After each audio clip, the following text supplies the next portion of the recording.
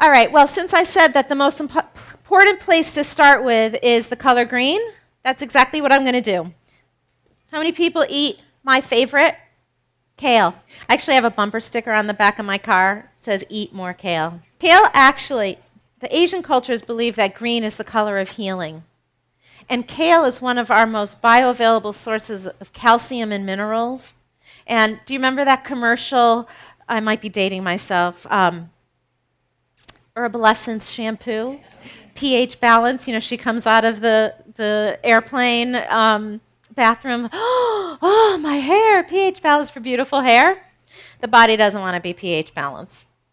The body actually wants to be more alkaline. So if you have a scale and you have, this is the pH scale, and over here is acid, and over here is alkalinity, we want to go like this. Tip the scale to alkalinity. Do you know what causes acidity? This is the easy part of the question. Okay, well, let me give you a clue. Processed food, sugar, animal protein, dairy, preservatives, anything that sounds Greek in your food that you can't translate here, so you're not going to translate here.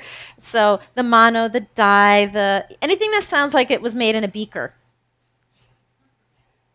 Chocolate. Did I say chocolate? That's the saddest one of them all. I know, but it's okay. There's a place for it. Anybody know any others? Because there's a biggie. Complex carbohydrates. That's one of those terms that we think complex carbohydrates, they're really good for me, but they cause acidity. So that's proving that there is a place for everything. We just need to know what it is. So complex carbohydrates, all our whole grains, are acid forming. And then there are little things like stress, which, you know, we're all good in that department.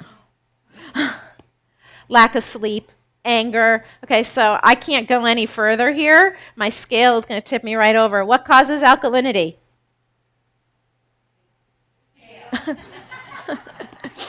Dark leafy greens. Kale, collards, romaine, broccoli. I know it's not dark and leafy. Actually, if you see it, there are dark leafy greens on the broccoli, and you can eat those too, but the whole plant. And our cabbages. There's alkalinity and minerals in lots of our vegetables, but the dark leafy greens are what I call those super nutritional heavy hitters. So all of them, sea vegetables. How many people eat sea vegetables? Nori, kelp, kombu. I saw faces. It's okay. We're going to show you how to sneak them in and get the health benefits without ever knowing they're there. Anything else? What about fruit? So here's a catch. Lemons and limes, even though they're acidic in nature, they're actually alkaline forming.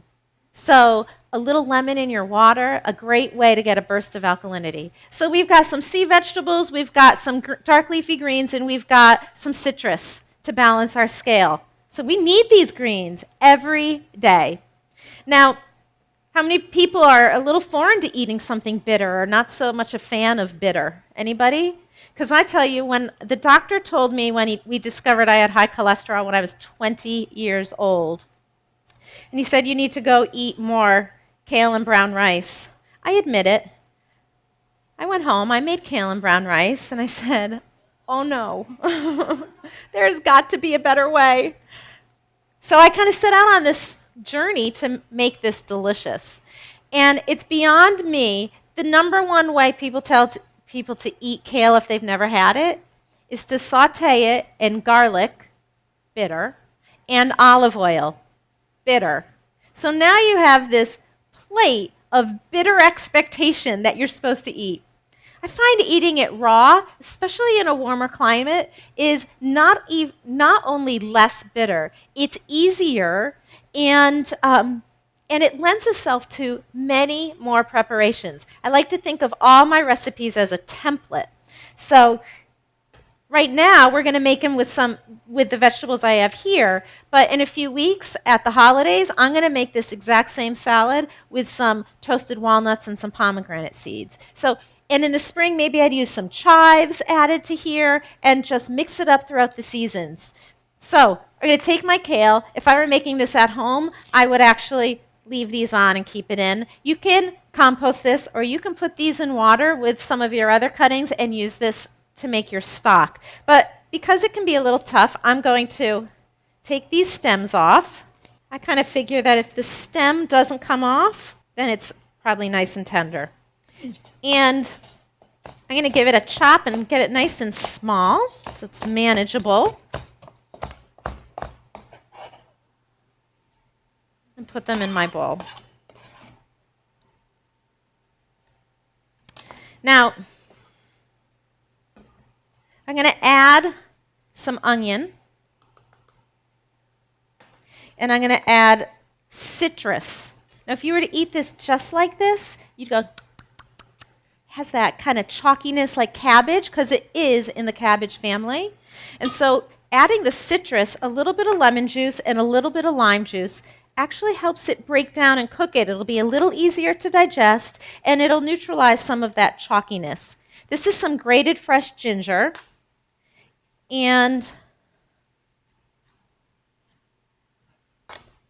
we're going to add some avocado, because you really can't go wrong with avocado. Now, everybody, when I make this, says, how far in advance can I make this? Because I don't want it to go brown. And you can actually make this well in advance. And I know when you make salad and you dress it, if you don't eat it right then and there, it's pretty much gone. But this salad is not that way. This will last in the refrigerator 3-4 days, which I love because I make a big batch. And then the next day, very hard, I can have it for lunch. And we're going to add some olive oil and a bit of sea salt. Nice minerals in our sea salt. And this is where you're going to get personal with your food. You're going to actually massage it right into the kale. And you'll see the kale's going to get nice and bright green, and the avocado's going to mush in and get like a bit of a creamy dressing to it. And you'll see it's breaking down significantly. Now, because it's important that we have a rainbow of color so that we have balanced nutrition, we're going to add some carrot. And these are some pumpkin seeds, one of my personal favorites and quite seasonal, and some chopped red pepper. And give that a toss. You can take this and make something a little more Italian with some olives and some red onion and some Parmesan cheese. You can go in a lot of directions with this salad. I think we're looking pretty good. I'm going to add a little bit more pepper. It does not get soggy. Oops. And you'll see, because when I came this morning, they said, when should we make the kale? And I said, you can make it now. So she did. So you'll see it is not going to be soggy. Beautiful.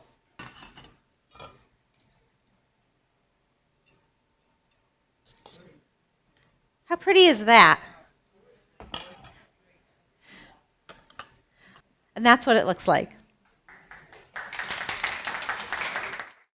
This program is brought to you by Miami Culinary Institute at Miami-Dade College. For more information about the schools and the culinarium program, please visit www.miamidadeculinary.com or call 305-237-3276.